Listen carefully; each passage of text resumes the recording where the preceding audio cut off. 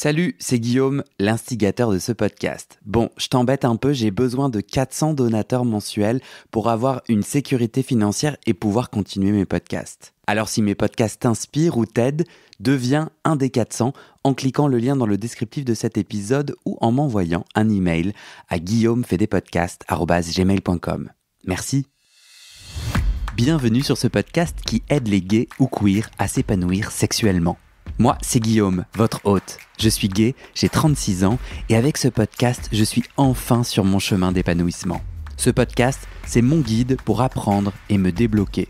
J'ai envie de réconcilier santé et plaisir et sortir les sexualités homosexuelles du non-dit. Je vous propose 2 types d'épisodes. Les épisodes témoignages. Un homme gay, bi ou queer raconte son chemin de sexualité et nous donne ses trucs et astuces pour s'épanouir. Et des épisodes hotline, avec un professionnel de santé, je réponds aux questions intimes des auditeurs pour donner des conseils pratiques. Allez, place à l'épisode, bonne écoute. C'est parti. Salut Thomas. Salut Guillaume. 3e et dernière partie sur notre super sujet de la PrEP pour une sexualité épanouie. Là, la 3e partie, c'est le guide pour savoir quand et comment la prendre. On va parler des bonnes et des mauvaises raisons pour prendre la PrEP. On a parlé dans l'épisode précédent de « Ok, je prends la PrEP si je fais ma petite liste bénéfice-risque ». Et du coup, on va un peu creuser ça et permettre aux auditeurs tristes de faire leur propre balance risque-bénéfice. Et après, un petit guide sur « Ok, une fois que j'ai décidé de prendre la PrEP, comment je fais ?» Et des petites astuces. On a une question d'un auditeur qui s'inquiète d'un comprimé bloqué dans sa gorge. Et on a une astuce d'un certain Guillaume, c'est moi. Parce que moi, il m'est arrivé un truc particulier avec la PrEP. J'ai sans cesse la peur de l'avoir oublié. Donc, j'ai développé une petite technique. Et à mon avis, je dois pas être le seul. Est-ce que ce sommaire te va ? Oui, très bien. Génial. Début d'épisode. Je vais pas me répéter parce que je viens de le dire sur le dernier épisode. Il faut m'aider, si on peut, en me donnant des sous. Je cherche 400 personnes qui donnent 5 € par mois pour que je puisse continuer mes podcasts. Lien dans la bio pour faire un don ou mettre 5 étoiles sur Spotify et Apple Podcasts avec un petit commentaire bourré d'émojis délicieuses. Ou nous envoyer un message de cette hotline. C'est quoi notre prochain sujet ? T'as une idée des sujets prochains que t'aimerais qu'on couvre ? Moi, j'ai eu des questions sur les hémorroïdes. Ouais. Mais bon, peut-être qu'on devrait faire un truc un peu plus genre plaisir sexuel, parce que là, on est très médicaux. Bon. La prostate, l'orgasme prostatique, un tuto. Parce que tu sais que moi, j'ai jamais atteint l'orgasme prostatique. Hein. D'accord, on pourra peut-être essayer de parler de ça. Un tuto. Non, t'as une autre idée, toi ? Non, là, spontanément, j'ai pas d'idée. Mais justement, c'est à ça que sert la hotline, c'est qu'on répond aux auditeurs. Ouais. Donc, il faut envoyer-nous vos envies, vos besoins. Ouais, grave. Et en gros, l'idée, donc sur le site du podcast que vous trouvez dans le descriptif de l'épisode, il y a toutes les infos. En gros, l'idée, c'est d'être le plus spécifique possible ou d'oser se raconter parce que, tu vois, quelqu'un qui pose juste une question sans contexte, c'est très bien. Mais moi, je vais vous demander, raconte en fait qu'est-ce qui se passe dans ta vie, qu'on essaye en fait de répondre au mieux aux besoins. Il nous faut comprendre un peu les tenants et les aboutissements. Ok ? Ok.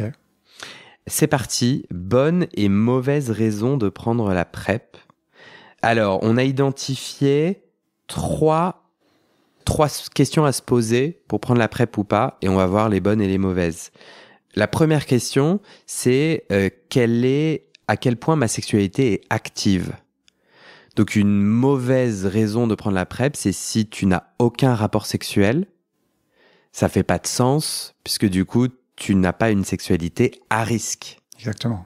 La deuxième mauvaise raison de prendre la PrEP, c'est si tu as une sexualité très active avec un ou des partenaires, mais avec qui vous avez fait des tests et vous êtes exclusif, et du coup, vous avez décidé de ne plus porter de préservatif, et tu considères que c'est une sexualité pas à risque, dans le sens que tu connais le statut sérologique de la personne, ça pourrait être aussi une mauvaise raison, peu invitant à prendre la PrEP. Ouais. Pour préciser cette chose-là, il a été prouvé là aussi dans de dans de plusieurs études avec de très nombreux rapports sexuels que si tu es en relation exclusive avec une personne séropositive sous traitement indétectable, tu n'as aucun risque d'être contaminé par le VIH.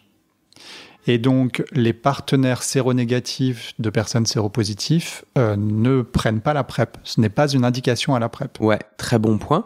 On est d'accord que ce que tu viens de dire, c'est si la personne séropositive est sous traitement. Et sous traitement et a une charge virale indétectable. C'est ça. Donc, à partir du moment où mon partenaire sexuel, j'ai un rapport sexuel non protégé avec une personne séropositive à charge virale indétectable, tu dis, il n'y a pas besoin de prendre la PrEP. Exactement. Si je suis en relation exclusive, par exemple, avec cette personne.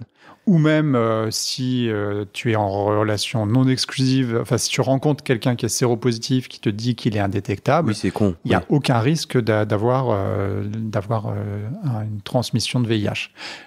La seule question qu'il faut se poser, c'est que tu n'as que son dire. Oui. Voilà. Mais comme ce que je sous-entendais dans l'exclusivité, c'est qu'en fait, on a eu le temps de créer un lien de confiance, mais c'est débile. Ouais. T'as pas besoin d'être en relation exclusive. Oui. Personne séropositive sous traitement intransmissible. Exactement. Comme Lolita Banana, t'as regardé la saison 1 de Drag Race France? Non. Oh! Mais je te retire immédiatement ton badge d'homosexuel, rends-le-moi. C'est pas du tout ma cam. Ah ouais? Ah ouais, oui. Ok, bah t'as complètement le droit, bien entendu, et je prétends m'offusquer, mais il n'y a pas de... Pour tout te dire, je suis même allé à un show de drague un peu plus tard, où il y avait Paloma et puis d'autres dragues, et je me suis vraiment emmerdé. Ouais, grave. Ouais. Bah ouais, non, mais en plus, j'aimerais pas sous-entendre que parce qu'on est homosexuel, on doit aimer les drag queens, mais j'avais des préjugés à ton égard, et pour moi, c'était une évidence qu'on allait... même regarder la saison 2 ensemble. Ah non. Ok, ouais. Moi, j'adore.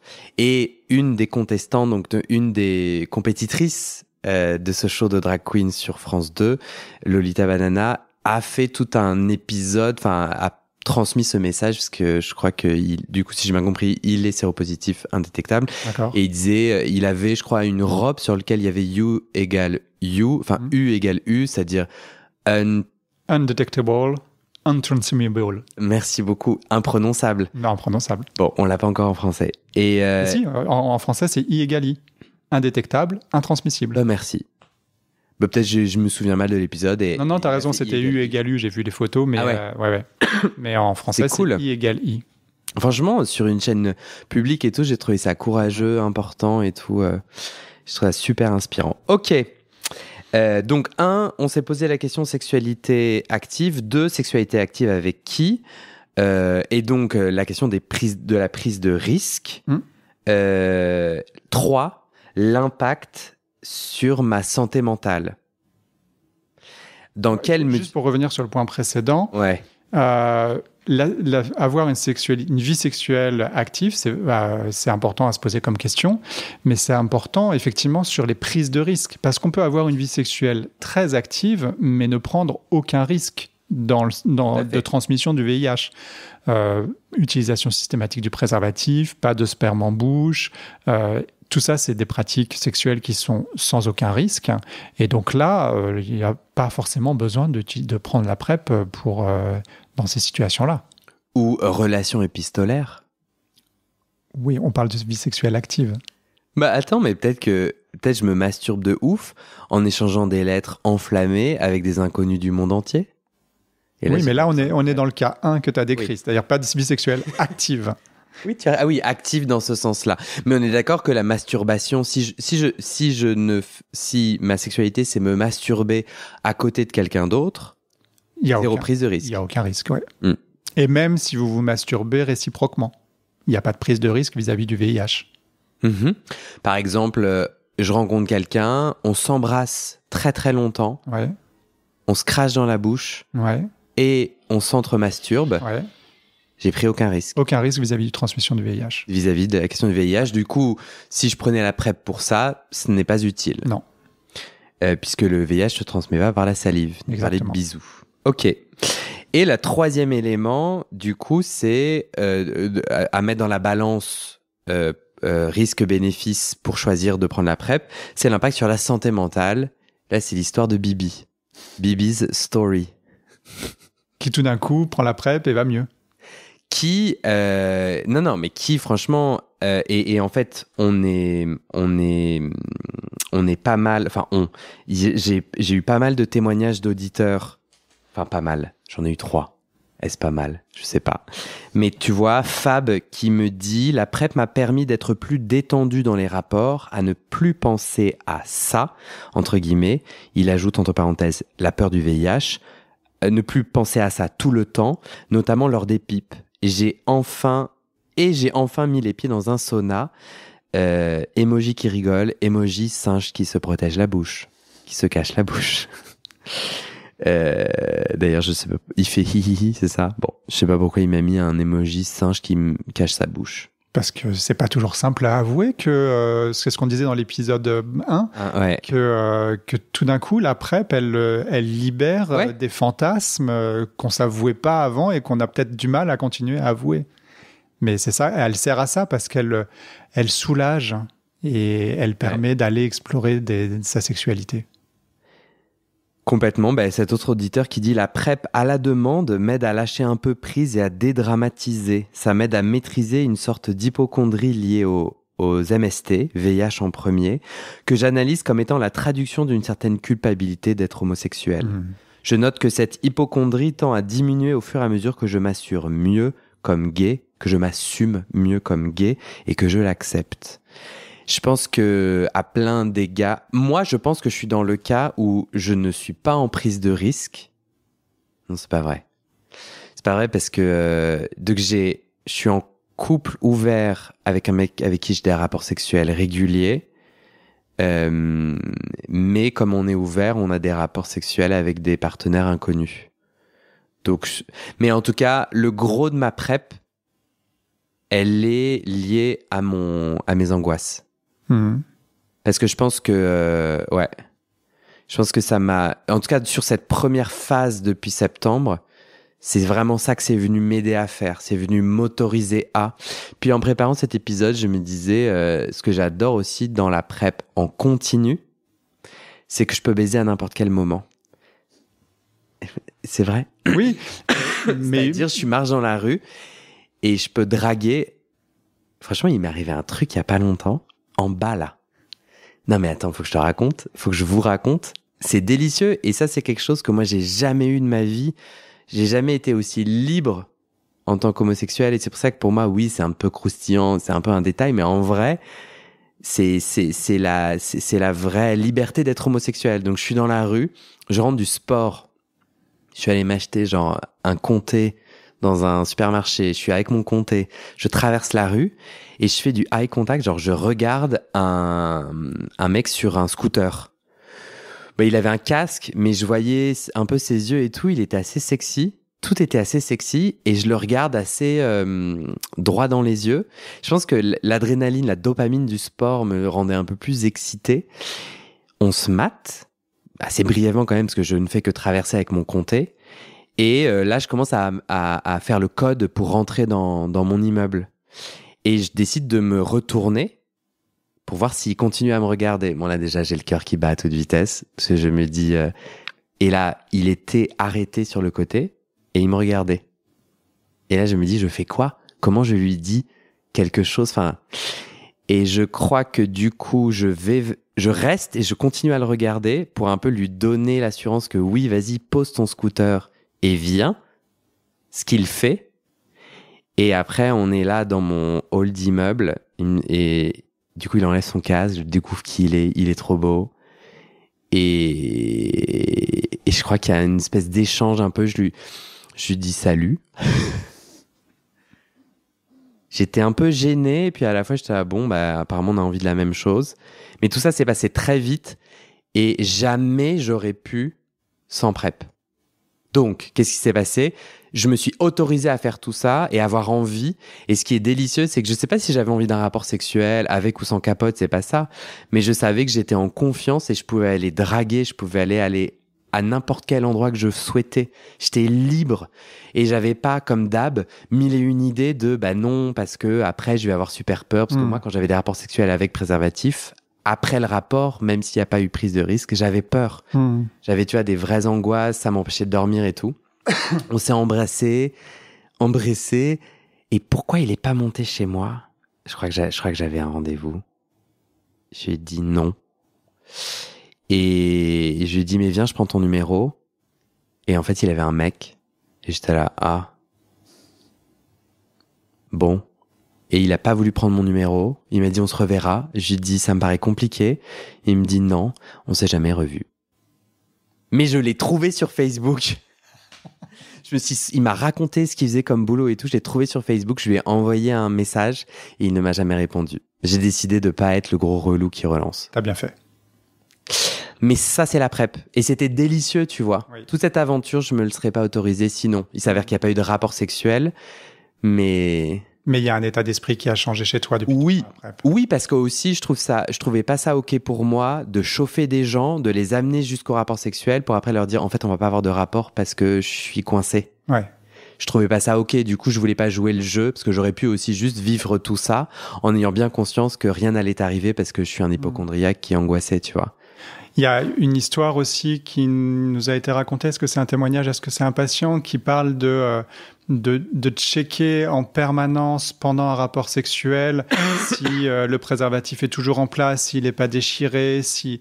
Grave. Voilà. Et ça aussi, la PrEP permet de rendre plus fluide le rapport sexuel et de ne plus avoir cette angoisse-là. Ça, c'est le dernier témoignage que j'ai reçu, un auditeur sur Instagram qui me dit moi, je réfléchis à la prendre, la PrEP, en plus de la capote, parce que j'hésite toujours à sucer un mec, ou bien je vérifie plusieurs fois que le mec a toujours la capote quand il me prend.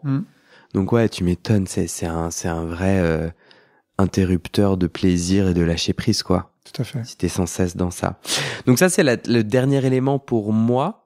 Est-ce que t'es d'accord? En plus d'une sexualité active, de noter dans la balance risque-bénéfice, dans quelle mesure ça m'autorise la PrEP?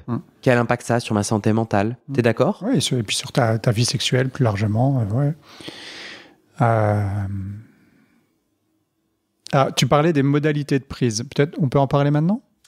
Oui, alors les deux derniers éléments de cette petite catégorie de les questions à se poser sur la PrEP, c'est est-ce que je la prends en continu à la demande et qu'est-ce que ça veut dire en termes de test et d'engagement médical. Ouais. Donc ouais, vas-y, c'est le bon moment. Justement, cette question de continu et à la demande. Moi, ce que je dis aux patients, c'est que la PrEP, c'est la PrEP qui s'adapte à votre vie sexuelle et pas votre vie sexuelle qui s'adapte à la PrEP. En clair, nous, au 190, on a cette case à cocher en continu à la demande. Il n'y a plus aucun médecin qui la remplit. Au 190, c'est le centre... C'est le centre de santé sexuelle LGBT dans lequel je travaille. À Paris. Ouais. Pourquoi on la rend? Les gens qui n'ont pas écouté l'épisode 1, car tu l'avais déjà dit. Oui. Bon. Vous aviez cette case à cocher avant sur vos formulaires. On l'a toujours, mais on la remplit plus parce que ça ne veut rien dire. En fait, la PrEP, les gens vont la prendre en fonction de leur prise de risque réelle ou supposée. Et donc, quelqu'un qui prend jamais la PrEP ou qui prend la PrEP à la demande, il part une semaine à Ibiza ou à Sitges, qui sont des hauts lieux de rencontres gays et donc potentiellement de rencontres sexuelles. Là, il va prendre la PrEP pendant une semaine en continu, c'est-à-dire tous les jours. Et de retour à Paris, le rythme du boulot, il retrouve son mec, finalement, voilà. Et là, il va prendre la PrEP ponctuellement quand il en aura besoin. Oui. Et à l'inverse, quelqu'un qui vit à Paris et qui prend la PrEP en continu tous les jours parce que c'est la fête du slip et qu'il y a 3 mecs par jour et il part 15 jours en randonnée sur le GR20 en Corse où là, il n'y a rien à voir du tout parce qu'il n'y a pas de sexe dans cette randonnée-là parce qu'il part avec ses 3 copines et qu'il n'y aura pas de sexe. Attends, très déçu là.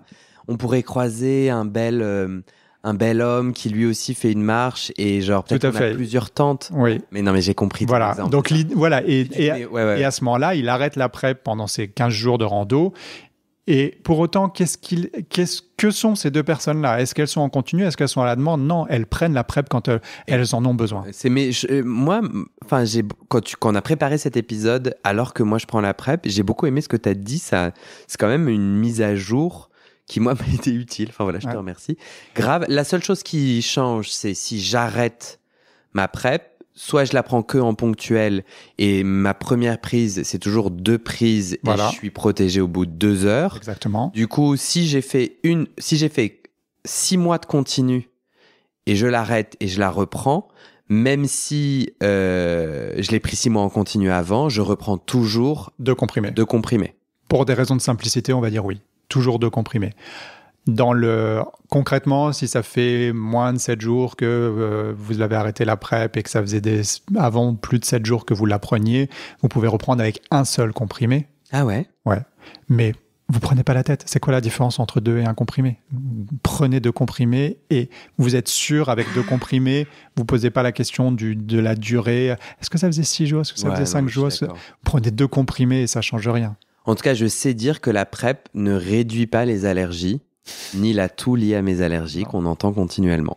Par contre, ce qu'il faut bien avoir en tête, c'est qu'il faut toujours, quand on décide d'arrêter la PrEP, prendre un comprimé les 2 jours qui suivent la dernière prise de risque. C'est ça.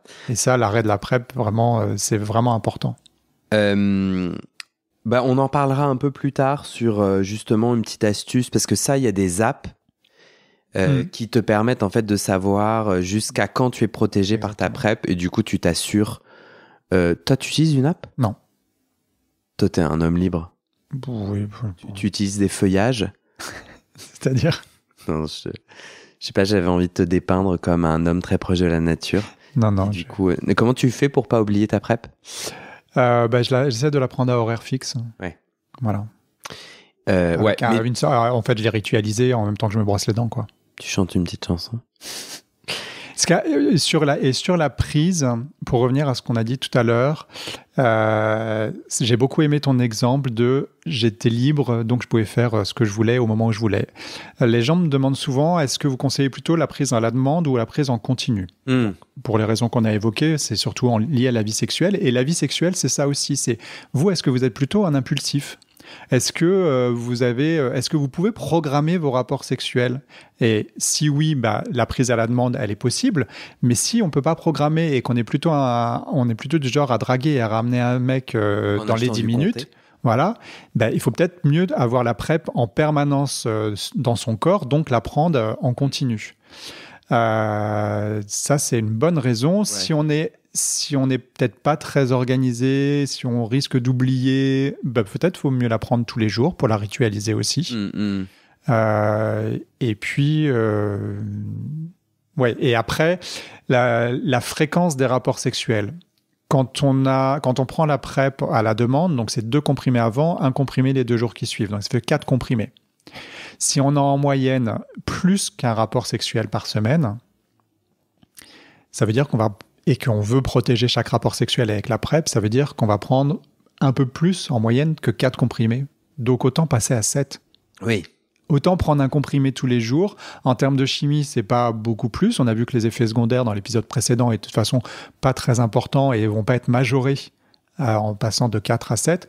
Donc la fréquence des rapports sexuels ici indique à quelle fréquence on va prendre la PrEP. Super.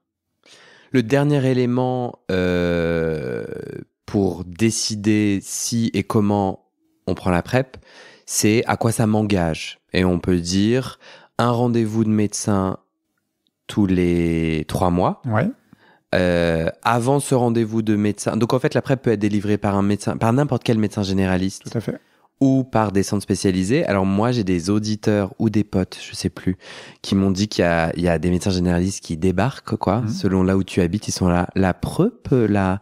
Et donc, tu vois, l'auditeur racontait que il a amené le guide de aide, qui est vachement bien fait, qui est sur notre site, le site du podcast, et moi que j'ai beaucoup consulté, qui est vachement bien. Mais du coup, bon, il faut trouver le bon médecin généraliste. Et si votre médecin généraliste vous dit non, je peux pas, c'est pas vrai.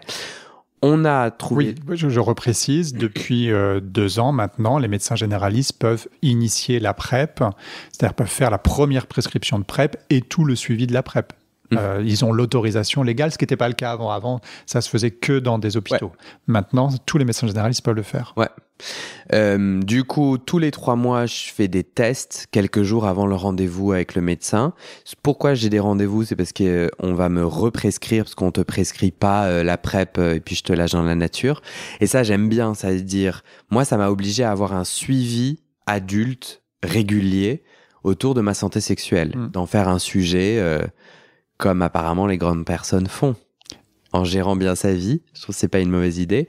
Et d'avoir un point, et tu vois, donc du coup, c'est quelqu'un avec qui je peux parler d'hémorroïdes, de santé anale, enfin, c'est pas mal du coup. Et j'ai dû changer de médecin, parce que je le sentais pas avec mon ancienne médecin, qui était une femme totalement compétente et très bien. Mais le feeling de parler de cul était pas à cet endroit-là. Et notamment, ce que j'ai vérifié dans le médecin que j'ai trouvé, c'est... ma médecin, elle était pro-sexe. Et j'entends par là, tu sais, quand tu parles à des gens et que tu dis, je sais pas, ils te demandent, mais vous avez des rapports sexuels avec combien de personnes? Tu réponds, ils disent, ah ouais, quand même. Mais ce quand même, il est chargé de tout un tas de trucs où je suis là. Énorme, ouais. En fait, tu m'emmerdes avec ton quand même et t'as pas, et en tant que médecin, j'ai plus envie de me confier à toi parce que j'ai déjà compris qu'il y a une normalité, il y a un jugement moral que ce chiffre-là, il est soit trop, soit donc je me mélange un peu. Là, je voulais dire, on a un médecin, tous les 3 mois, on fait des tests. C'est des tests qui sont assez rapides. Moi, je me mets un coton-tige dans le cul. Alors, juste pour revenir sur ces tests, parce que dans les épisodes précédents, tu parlais des tests spécifiques. Là aussi, autant tous les médecins généralistes de France et de Navarre peuvent prescrire la PrEP, autant les tests à faire sont des tests de routine. Oui. C'est pas des tests exceptionnels qui doivent se faire dans des endroits spécialisés. On peut faire ça dans n'importe quel laboratoire. Très bon point. Et moi, j'invite tout le monde à les faire dans n'importe quel laboratoire et pas dans des centres spécialisés. Après, ces tests, ils consistent en quoi? Ils consistent à vérifier que vous êtes toujours séronégatif pour le VIH, parce que si vous êtes séropositif, c'est plus le même traitement. C'est une trithérapie et puis une bithérapie. Et on vérifie que vos reins fonctionnent bien, puisque c'est l'effet secondaire, l'effet indésirable le plus problématique et qui va entraîner potentiellement un arrêt de la PrEP. Tous les autres tests sont des tests pour lesquels on profite que vous allez au labo pour aller dépister les infections sexuellement transmissibles. Ils ne sont pas obligatoires, mais ils sont dans le pack. Ouais. Et c'est à cette occasion-là, en fait, on profite de faire un dépistage des IST. Exactement. Donc moi, je connais pas les bons noms. Le coton-tige dans le cul, c'est quoi? Donc quand on fait un écouvillon, on va rechercher au niveau... Avec un écouvillon, enfin avec 3 écouvillons, on va rechercher au niveau anal, au niveau de la gorge, et vous allez faire pipi dans un petit pot pour rechercher du gonocoque et du chlamydia, donc sur les 3 sites. Ouais.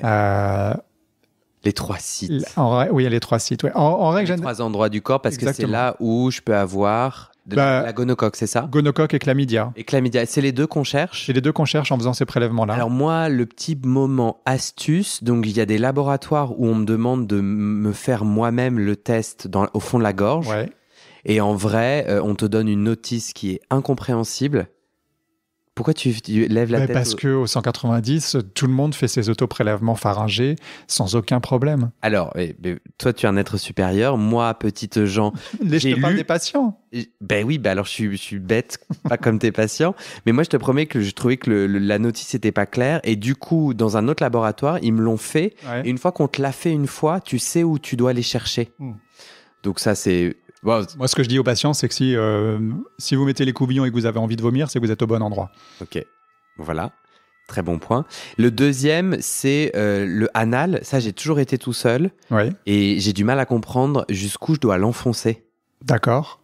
Pas très loin parce que l'infection, elle est à l'entrée du rectum. Donc, il n'y a pas besoin d'aller se chatouiller les amygdales, mais par l'autre côté. non, mais vraiment... 3 cm. Le coton-tige, l'écouvillon, il est petit. Donc, oui, il faut l'enfoncer de 3 cm, ouais. Ok. Je dois le laisser combien de temps à l'intérieur? Et on fait une petite dizaine de tours. On le tourne un petit peu. Ah bon? Ouais, on fait une petite dizaine de tours et on le retire. Ok. En fait, on fait une dizaine de tours pour aller gratter un peu la muqueuse rectale et pour aller chercher les bactéries, le gonocoque ou le chlamydia. Et c'est pareil au fond de la gorge. Il faut tourner un petit peu, il faut frotter et tourner un petit peu les couvillons. Ok. Et moi, ça me fait mal analement quand je tourne le coton-tige et tout. Il frotte. Et puis les poils s'enroulent autour.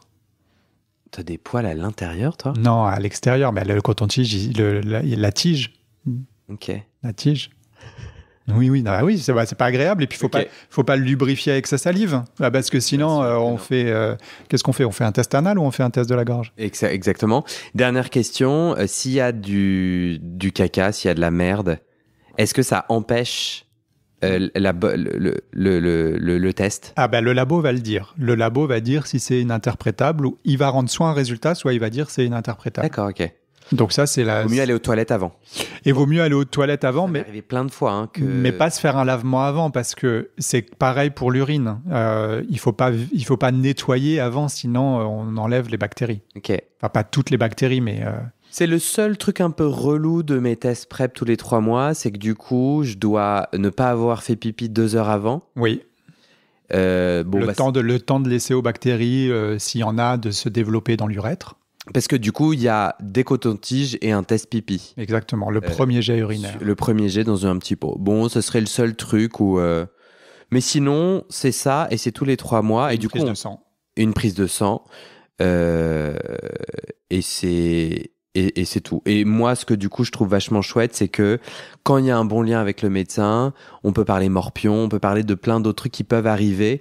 Et du coup, c'est quelqu'un qui est identifié pour sa santé sexuelle. On a déjà balayé le terrain, on a déjà une confiance.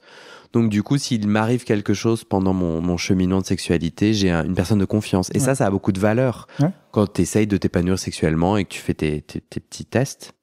Alors moi, ce que je donne comme conseil aux patients, parce que 190, on est un petit peu débordé, mais je pense que tous les médecins actuellement sont débordés. Pour trouver le bon médecin PrEP et le bon médecin généraliste, je leur conseille de regarder dans Doctolib et regarder s'il y a marqué suivi PrEP dans les motifs de consultation. Ouais. Et donc un médecin qui officiellement marque qu'il fait du suivi PrEP, c'est qu'il va être très ouvert sur cette question-là. Déjà, il sait ce que c'est. Ouais. Et puis il va pouvoir, un médecin avec qui on sait qu'on va pouvoir en parler. Très bonne idée. Voilà. Et alors, l'autre option, c'est de demander à ses copains, dans son entourage. Ouais. Donc, suivi PrEP, je le mets dans la barre recherche, c'est ça? C'est une petite étiquette qui apparaît sur le profil du médecin. Ouais. Malin. Dans quel cas les examens pour lancer la PrEP peuvent être utilisés pour ne pas me donner la PrEP? Si je suis séropositif. Si tu es séropositif et si tu as une fonction rénale qui est très altérée. Si tes reins ne filtrent pas bien le sang, ça peut être un motif pour ne pas prescrire la PrEP. Ok. Voilà. Et puis, on fait aussi un dépistage de l'hépatite B, parce que si on est positif à l'hépatite B ou il faut prendre la PrEP tous les jours, parce que la PrEP agit aussi sur l'hépatite B, mais il y a un risque de résistance si on la prend ponctuellement. Moi, je suis vacciné contre l'hépatite B. Ouais, donc tu as aucun risque de contracter l'hépatite B. Et c'est pas le cas de tous les... Je sais pas pourquoi moi je suis vacciné pour l'hépatite B. C'est pas usuel? Non, c'est pas usuel. Il y a eu une campagne de vaccination nationale, peut-être au moment où tu étais au collège ou au lycée, mais maintenant c'est un des vaccins obligatoires, donc tout le monde va être vacciné, mais il y a quand même encore 300 000 porteurs de l'hépatite B en France. Donc 300 000 personnes qui ont une maladie qui, pour le coup, est chronique, parce qu'il n'y a pas de traitement curatif contre l'hépatite B. Justement, un auditeur demande, est-ce qu'un médecin peut te refuser la PrEP en prenant pour argument ce rapport bénéfice-risque #vécu? C'est un auditeur qui m'a envoyé ce message sur Instagram. Et je lui ai demandé, il m'a dit oui, le médecin me l'a d'abord refusé, ou ensuite m'a dit ok, mais sur un test. Et il m'a dit c'est pas en France, et lui il habite en Suède, je crois. D'accord. Un des pays... je crois que c'est Suède. Est-ce qu'un médecin en France a le droit de me la refuser? Un médecin peut refuser, oui. Un médecin peut refuser de prescrire un traitement pour plein de raisons. Et dans ce cas-là, il faut qu'il donne les raisons pour lesquelles il refuse. Voilà. Mais si un auditeur estime qu'il a besoin de la PrEP, pour plein de raisons différentes, il faut qu'il aille prendre un avis auprès d'un second médecin. Ce que je disais sur les personnes qui sont en couple exclusif avec une personne séropositive, à eux, on ne va pas leur prescrire la PrEP. Ça n'a pas d'utilité. Et là, on a un rapport bénéfice-risque qui est mauvais, parce qu'il y a les effets secondaires de la PrEP dont on a parlé. Mais si être en couple avec une personne séropositive, ça implique pour la personne séronégative d'être hyper angoissée, de ne pas avoir de sexualité, d'y penser tout le temps, peut-être que là, la PrEP, elle devient indiquée. Donc, si je suis un auditeur et on m'a refusé la PrEP, tu me conseilles quoi? De voir un autre médecin ou d'aller voir directement dans un centre qui est spécialisé dans la PrEP, donc dans un Cégide. Ouais. Je m'étais planté dans ma préparation d'épisode et j'ai là une question qui en fait aurait dû être dans l'épisode 2. Mais on va quand même la faire. C'était un auditeur qui dit il y a des personnes qui ne tolèrent pas bien, surtout au niveau ventre. Je crois qu'il y a des différences en termes de médicaments, c'est-à-dire, tu l'as dit dans l'épisode précédent, il y a 7 génériques différents. Ouais. Toi, tu te conseilles d'essayer. Donc, elles ont toutes le même effet. Elles fonctionnent pareil. En tout cas, à chaque fois, il y a les 2 molécules dedans, donc les 2 molécules sont efficaces. Et c'est juste l'enrobage qui est différent. D'accord, l'enrobage qui contient... qui peut contenir du lactose, par exemple, ou qui peut contenir d'autres excipients. Ils ont des couleurs différentes et parfois ils ont un peu des formes différentes. Ouais. Ok. Et du coup, je peux demander à mon médecin d'en changer pour les essayer jusqu'à ne plus avoir mal au ventre? Alors, le médecin, lui, va prescrire les 2 molécules. Il va prescrire l'anthracitabine et le tenofovir. C'est au pharmacien qu'il faut en parler. C'est le pharmacien qui délivre le médicament. Et donc, lui, il faut lui demander un autre générique. Donc ça, je suis libre de le faire. Oui. Si, je peux prendre un générique de chaque laboratoire pharmaceutique par jour, si jamais en cours de traitement PrEP, en cours de PrEP, je change, il n'y a aucun problème. De gélule, mais je la prends à la bonne heure comme on avait dit, il n'y a pas de sujet. Je peux même avoir, un jour je prends PrEP 1, le lendemain je prends PrEP 2, puis je reprends PrEP 1 ensuite. Ouais. Tout ça, ça marche. Oui. Alors, il faudra juste vérifier la péremption des boîtes. Et il y a notamment un sujet pour les gens qui prennent la PrEP à la demande. Quand on est sous les flacons de PrEP, il y a deux types de PrEP. Soit les comprimés sont emballés dans des emballages individuels, soit ils sont tous mélangés dans un flacon. Ouais. Et les flacons, il faut les consommer dans le mois. Dans les 30 jours. Dans les 30 jours, ouais. En gros, c'est les trucs à l'américaine, là, les pots que tu ouvres. Et on considère que comme ils sont à l'air libre... Avec un petit dessiccateur dedans, ouais. Alors, ce que j'ai lu justement... Un dessiccateur. Ah, c'est ça, le truc qui se balade? Ouais. Intéressant. Et c'est précisé d'ailleurs dans la notice que tu m'as fait lire, puisque je ne l'avais jamais lu. Déjà qu'il ne faut pas avaler le dessiccateur. Bon. C'est plutôt une bonne idée. C'est une bonne idée. Mais surtout, je crois que dans la notice, il y avait marqué qu'il fallait... c'était 90 jours et j'étais assez étonné parce que nous, on dit plutôt 30 jours. Ouais. Voilà, oui, conditionnement du flacon à utiliser dans les 90 jours suivant la première ouverture. Ouais. Du coup, moi, je conseille aux gens est-ce que j'ai besoin de conseiller les gens? Moi, personnellement, je prends en blister. C'est le terme que les pharmaciens comprennent. C'est en emballage séparé. C'est comme le Doliprane, quoi. T'appuies et puis tu sors la capsule. Ça voyage mieux aussi. Comme ça prend... Voilà. Sauf que la boîte est beaucoup plus grosse. Mais tu les coupes. Oui, tu peux les couper, oui. Bah ouais. Et ça, en effet, il faut regarder la date de péremption. En blister, c'est beaucoup plus long. Oui, en blister, c'est plus long, c'est 2 ans quasiment. C'est 2 ans, ouais. Super. Peut-être qu'on va parler du coût de la PrEP. Mais bien sûr. Bonne idée. Donc la PrEP, c'est pris en charge à 100% si vous avez la sécurité sociale. ça passe pas par la mutuelle. Donc, il n'y a pas de besoin d'avoir une mutuelle pour que ce soit pris en charge à 100%. Ouais. Par contre, la mutuelle sera nécessaire pour prendre en charge à 100% la biologie. Oui, donc les tests tous les 3 mois. Les analyses tous les 3 mois. Puisque moi, les gens savent tout, presque. Et donc, je suis auto-entrepreneur, c'est pour ça que je demande des dons.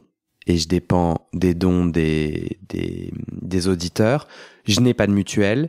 Je paye une 20aine d'euros tous les 3 mois pour faire les tests que l'on a décrits juste avant. Voilà. Et ça peut monter entre 20 et 30 euros. 30 euros, c'est quand mon médecin s'est mis à chercher les trucs sur le foie, là. Ouais.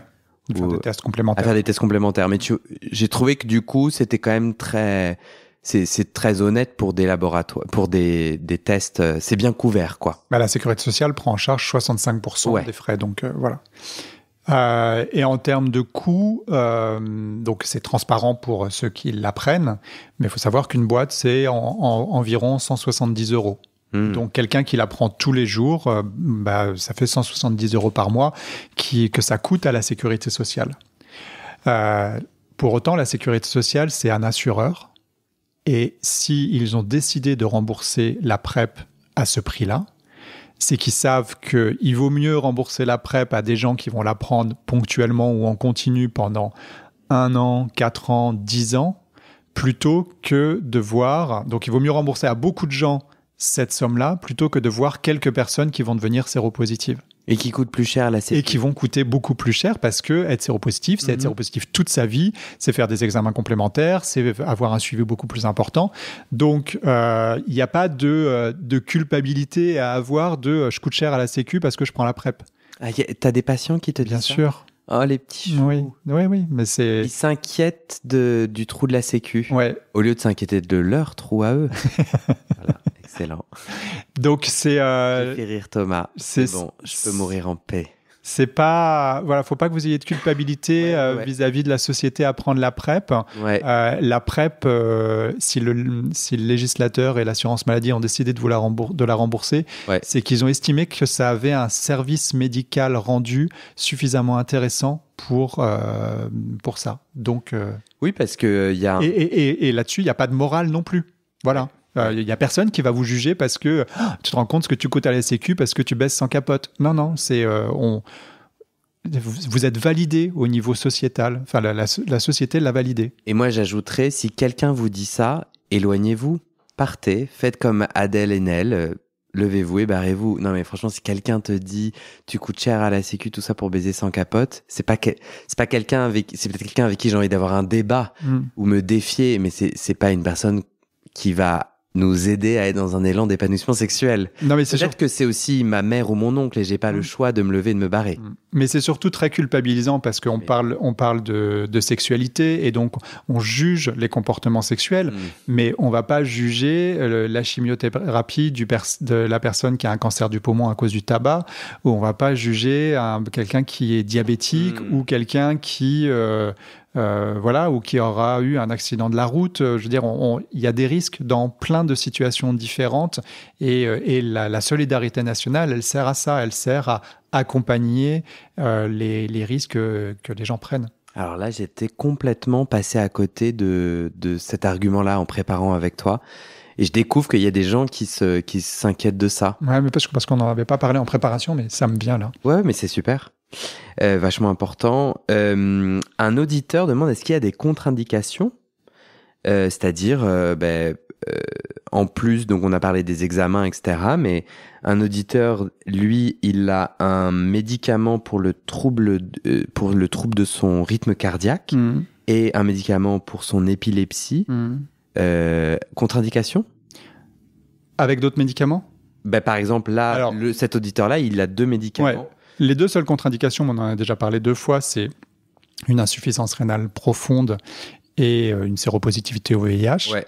Pour le reste, il y a très très peu d'effets indésirables avec d'autres médicaments et avec d'autres substances. En clair, même si je ne le recommande pas, vous pouvez boire de l'alcool, vous pouvez prendre toutes les substances licites ou illicites que vous voulez avec la PrEP.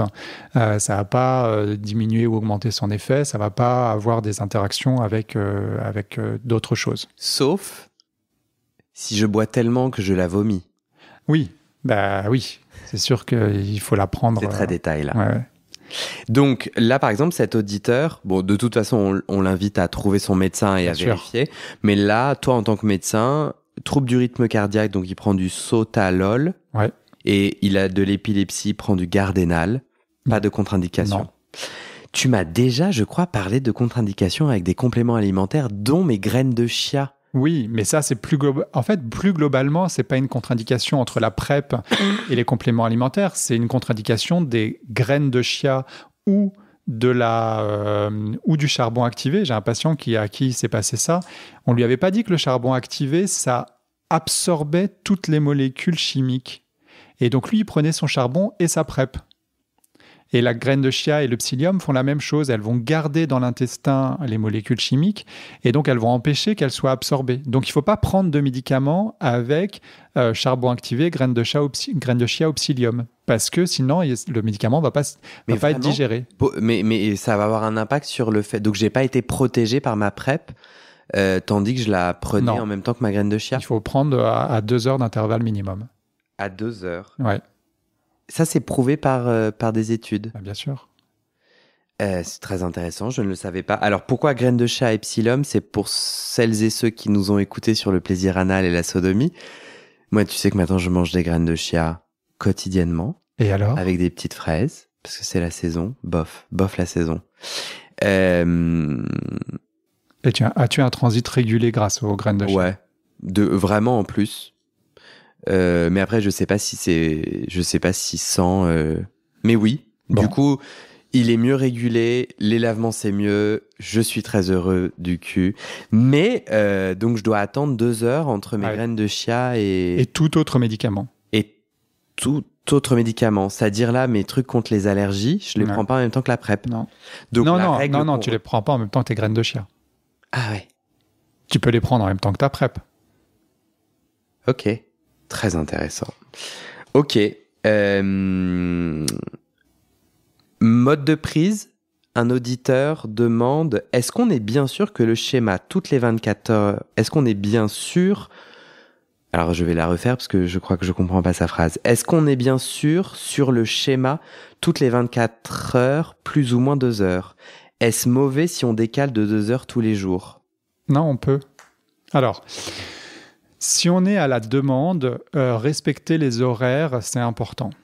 À la demande, c'est ponctuellement. Voilà. J'en prends 2, je suis couvert dans 2 heures. Et après, le lendemain, à la même heure, j'en prends 1. Et après, le surlendemain, à la même heure, j'en prends 1. Plus ou moins 2 heures. Plus ou moins 2 heures. En clair, si je prends les 2 comprimés le premier jour à midi, le lendemain, je prends un comprimé entre 10h et 14h et le surlendemain, entre 10h et 14h.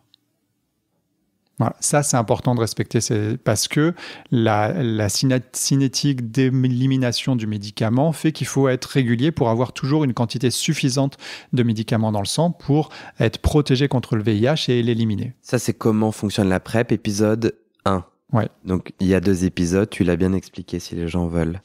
Ok, en continu en revanche? En continu en revanche, on peut être un peu plus souple et c'est d'ailleurs très bien expliqué dans le guide de aide dont tu as fait la promotion tout à l'heure et que j'invite vraiment tous les gens à aller voir parce que c'est une 20aine de pages qui expliquent tout de la PrEP.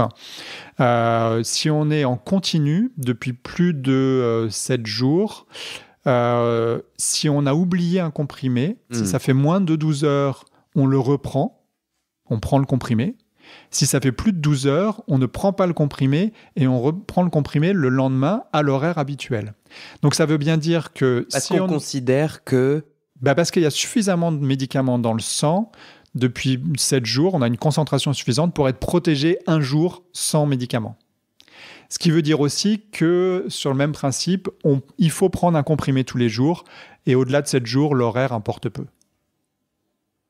En clair, si je me lève, si j'ai fait une grasse mat et que je me lève à midi alors que d'habitude je le prends le matin à 8h avant d'aller au boulot, si on est en continu, c'est pas grave. Il faut le prendre une fois par jour. Après 7 jours. En continu après 7 jours, il y a une fenêtre de flexibilité. Oui, il y a une fenêtre thérapeutique beaucoup plus large. Alors du coup, je vais pouvoir raconter moi mon expérience j'ai un peu honte, mais c'est ainsi. En fait, j'avais mon cerveau qui me jouait des tours, c'est-à-dire je prends ma PrEP, et sauf que alors que donc parfois je la prenais sans y réfléchir, en faisant autre chose, et du coup 3 heures plus tard je me disais mais est-ce que je l'ai prise ce matin ou pas? Donc tu vois, manque d'attention, et je le notais pas sur l'app, et j'ai vraiment senti qu'il y avait quand même un peu de cette hypocondrie passée qui me rejouait des tours. Parce que, tu vois, par rapport à mon antihistaminique là, pour mes allergies de maintenant, genre, je sais très bien si je l'ai prise ou pas. Il n'y a pas 1000 sujets. Donc, j'ai quand même noté qu'il y avait un truc. Alors, au début, du coup, je me suis dit, OK, il faut marquer mon cerveau. Donc, du coup, je disais tout fort, PrEP.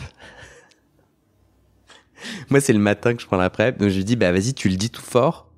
Bon, déjà, j'ai accueilli toute ma petitesse humaine, et je me suis dit, bon, bah, c'est un peu ridicule que ça t'arrive, et bon, j'avoue, ça me saoule. Mais en vrai, ça m'arrive. Donc, du coup, je vais plutôt essayer tu vois, de prendre soin de moi. Donc, qu'est-ce que je peux faire pour? Donc, j'étais là à chanter PrEP avant de la prendre. Mon cerveau, plusieurs fois, quand j'étais fatigué ou stressé, je me suis redit, mais t'es sûr tu l'as pris? Et c'est trop bizarre ce moment où tu perds pied un peu avec la réalité, où t'es là, bah oui, quand même, mais... Donc j'allais voir mon blister, tu sais, l'emballage du médicament, et je me disais, bah là, du coup, c'est celui-là que j'ai percé ou c'est celui-là, donc ça marchait pas. Maintenant, j'ai la solution. Donc j'ai les blisters, un emballage, ça marche pas pour le pot, et sur chaque blister je mets le jour, donc le L pour lundi, le M pour mardi, le M pour mercredi, etc. Du coup, ce qui fait que je prends le médicament du bon jour, donc j'ai plus à chanter, etc. Maintenant, quand mon cerveau fait des tours, je vais voir et je vois bien que le lundi, il est ouvert, donc c'est bon. Un peu comme un calendrier de l'Avent. Un peu comme un calendrier de l'Avent. Sachant que l'application... J'ai pas mon téléphone, là. Moi, je prends celle rouge... MyPrep. Ouais. Ouais. Qui est très bien. Et elle fait tout le taf. En fait, tu dis quand tu la prends, et elle te dit du coup, la prochaine, vous la prenez demain entre telle heure et telle heure. Et même quand je mettais à jour cette app, j'arrivais pas à... Enfin, mon cerveau... me disait non, en fait tu l'as mis à jour mais tu l'as pas prise. Et à mon avis je suis pas le seul, je pense que je suis le seul à le raconter. Je pense que c'est pas le truc que tu racontes facilement, mais je pense que ce côté, cette puissance de l'hypocondrie, d'autres peuvent l'avoir, et donc j'ai trouvé que la petite astuce c'est pas mal. Tu veux réagir à ça ou? Je pense que c'est très important d'être régulier et de la prendre bien. C'est ce qu'on disait dans l'épisode 1. Elle marche à 100% que si on la prend bien. Donc, il faut que chacun trouve son astuce pour ne pas l'oublier en fonction de son schéma de prise. Donc toi, t'as écrit sur ton blister, il y a l'application, il y a des gens qui mettent une alarme, il y a des gens qui vont l'hyper-ritualiser en le prenant toujours à la même heure. Voilà. Chacun, en fonction de son mode de vie, va trouver... mais il faut vraiment y réfléchir. Et moi, ce que je fais sur le premier mois de prise de PrEP, je dis aux patients, vous prenez la PrEP, peut-être que vous n'aurez pas de rapport sexuel, mais faites de la PrEP à blanc, parce que non seulement vous allez avoir et subir les éventuels effets secondaires digestifs, et vaut mieux avoir envie de vomir quand on n'a pas un rencard que quand on est avec un mec, mais surtout vous allez voir comment vous intégrez les 2 prises après la première, les 2 jours suivants, pour ne pas les oublier. Et qu'est-ce que vous mettez en place? Et vaut mieux le faire dans un schéma où tu n'as pas eu de rapport sexuel à risque, plutôt que si tu as eu un rapport sexuel à risque. Parce que dans ce cas-là, on passe sur un autre truc qui est le traitement post-exposition pendant 30 jours. Complètement. Dernière question d'un auditeur qui me dit... Alors attends. Faut que j'arrive à... Ok. Hello Guillaume. Super tes podcasts. Mais vraiment. Emoji... visage entouré de cœur. Question sur la PrEP, s'il te plaît. Les comprimés sont assez gros et parfois j'ai l'impression qu'ils restent coincés plusieurs heures au fond de ma gorge. Je ne prends pas la PrEP en continu. Vu que les comprimés doivent être pris à heure précise, est-ce que je cours un risque si le comprimé ne descend pas dans les délais dans l'estomac? C'est bizarre comme question, mais ça m'a fait beaucoup stresser et j'ai vu sur le web que je n'étais pas le seul à qui ça arrive d'avoir un comprimé coincé. Un grand merci par avance et j'espère que tu continueras encore longtemps. Je vais rejoindre la communauté des donateurs, promis. C'était pas fait exprès mais c'est lui qui le dit. Bise et à très vite. Mais je l'ai mis à ce moment-là parce que, tu vois, lui comme moi, on a des idées un peu, je crois que tous les deux, l'auditeur et moi, on sait que c'est irrationnel, mais ça existe. Donc, qu'est-ce qu'on lui répond donc il dit un comprimé qui reste bloqué dans comment ça s'appelle ça ? L'œsophage. Dans l'œsophage, Ouais. et qui du coup va pas se dissoudre, c'est possible ? Alors, il va pas se dissoudre tout de suite, mais il va quand même se dissoudre. Si on a l'impression que c'est bloqué, il faut boire de l'eau, hein, il faut aller le vider l'œsophage. L'œsophage est aussi un lieu d'absorption. En fait, on absorbe, le tube digestif commence dans la bouche, et donc il y a de l'absorption dès la bouche jusqu'au rectum. Donc, le médicament peut commencer à être absorbé dans l'œsophage. Et puis, de toute façon, on est en permanence en train de saliver et d'avaler sa salive. Et donc, il y a aussi de la salive qui va faire descendre du comprimé dans l'estomac et donc être absorbé. Peut-être une autre astuce, c'est si quelqu'un a vraiment un doute, de peut-être manger un morceau de pain. Parce que ça, pouf, tu manges un morceau de quelque chose, donc pas des graines de chia. Donc, ça pousse. Ouais, tu vois, je me dis que ça peut être... Oui, boire un coup ou manger un truc, bien sûr. Si jamais c'est en effet quelqu'un d'anxieux, avec l'émotion ou le stress, c'est un endroit qui peut... on peut avoir l'impression que ça se comprime. C'est peut-être ça qu'il ressent. Aussi, ça peut être psychosomatique, quoi. Psychosomatique, ouais, psychologique. Ouais. Ça peut pas être, c'est pas au fond de la gorge, sinon on le virait et puis sinon il s'étoufferait. C'est plutôt comme tu l'as bien dit, plutôt dans l'œsophage, peut-être au début de l'œsophage. Mais dans ce cas-là, oui, il faut manger ou boire un coup. Mais encore une fois, on absorbe dès l'œsophage. Alors c'est pas aussi efficace que l'intestin, mais il y a de l'absorption à ce niveau-là aussi. Et il faut pas reprendre un autre comprimé, surtout pas. Ouais. Oui, bon point. Et puis, s'il est angoissé, peut-être que le sujet, c'est de passer en continu pour être protégé en permanence, quelle que soit l'heure à laquelle il le prend. Bonne idée. Eh bien, voilà, cher auditeur, tu sais tout. Merci Thomas. On va finir quand même en disant que moi, du coup, j'ai repris la PrEP. En fait, je crois que, tu vois, dans l'épisode 2, j'ai pas fini mon histoire. Donc, je suis pas allé au bout. Mais c'est la vie du direct. Je suis allé, du coup, moi, j'ai pris la PrEP. Ça a augmenté deux indicateurs dans mon foie qu'on check tous les 3 mois. Du coup, mon médecin généraliste me dit, oulala, arrête. Et va voir un gastro-entérologue. Je veux avoir le point de vue de quelqu'un dont c'est encore plus le métier que moi. Toi, tu dis que la PrEP a pas d'effet direct sur le foie, mais qu'on observe le foie pour des questions d'hépatite, qui là sont des infections sexuellement transmissibles. Ou autre raison qui inflamme le foie. Hein. Ou autre raison. Ce gastro-entérologue me dit c'est le ponte parisien, mais c'est d'ailleurs grâce à un auditeur. C'est un auditeur qui m'a donné le contact. En gros, j'ai demandé sur Instagram le nom d'un gastro-entérologue gay friendly, parce que moi, quelqu'un un peu homophobe ou antisexualité qui dit bah non, t'as aucun intérêt à prendre un médicament, mets une capote et fais pas chier. Non, moi je veux vraiment que quelqu'un qui dit bah oui, prends pas la PrEP, même si j'en ai compris les bienfaits. Le gastro-entérologue a dit mais non, tu t'inquiètes quand c'est 3 fois plus élevé, reprends-la. Je suis sous PrEP. C'était pour finir cette histoire que j'ai commencé à l'épisode 2. Je suis vraiment un podcasteur de Pocati. Merci Thomas. Merci Guillaume. Est-ce que tu veux rajouter quelque chose sur la PrEP ?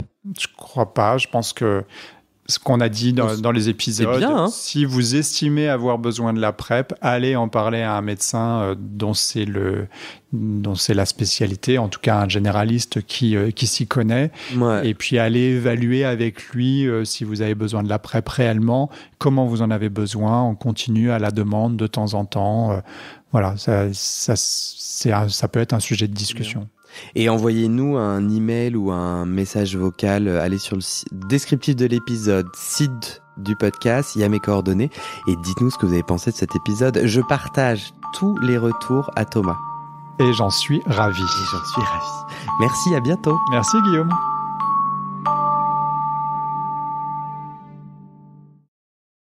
Et c'est la fin de cet épisode. Vérifiez dès maintenant si la suite est déjà publiée.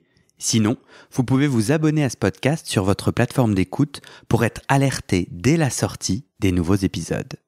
Et si vous aimez les témoignages intimes comme celui que vous venez d'écouter, j'ai 2 autres podcasts qui pourraient bien vous plaire. Je vous les présente. Histoire de devenir moi. Ça, c'est un podcast dans lequel des gens ordinaires me racontent un tournant déterminant pris dans leur vie. Ils racontent le déclic qui a tout changé et comment ils sont devenus un peu plus eux-mêmes. Ma dernière séance de psychanalyse. Ça, c'est un podcast dans lequel des gens me racontent leur dernière séance sur le divan et comment la psychanalyse les a aidés ou pas. Et d'ailleurs, c'est avec ce podcast que j'ai gagné le prix du meilleur podcast de conversation en 2022. Alors pour écouter ces podcasts, vous pouvez tout simplement taper les titres dans la barre de recherche de votre plateforme d'écoute. Mais je vous mets aussi dans le descriptif de cet épisode les liens pour écouter ces podcasts et les liens de mes réseaux sociaux pour découvrir les coulisses de mon aventure de podcasteur et aussi la page de dons pour soutenir mon travail et mes podcasts. En tout cas, n'hésitez pas à m'envoyer vos retours et vos réactions à guillaumefaidespodcasts@gmail.com ou sur mes réseaux sociaux. Ça me motive énormément de savoir que ces histoires naviguent et résonnent, ou pas d'ailleurs. Allez, merci pour votre écoute et à très bientôt dans vos oreilles.